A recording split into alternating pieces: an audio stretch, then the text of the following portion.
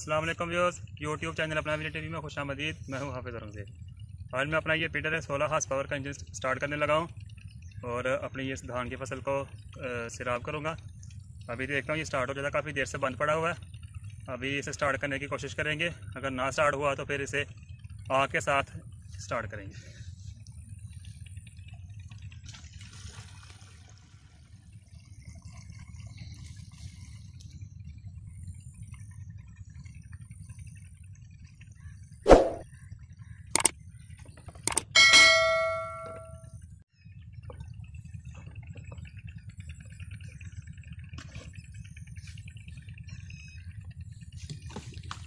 एक मिनट की तरह है, गले में बटन रख के करें।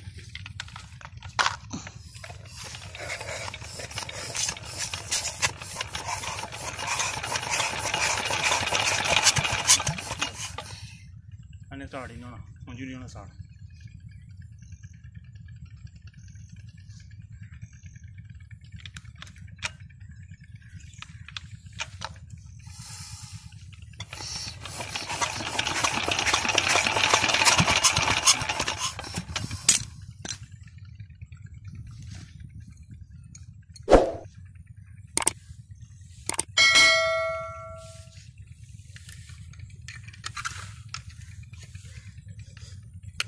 दोस्तों इसके वाल लीक हो गए हुए हैं हेड के।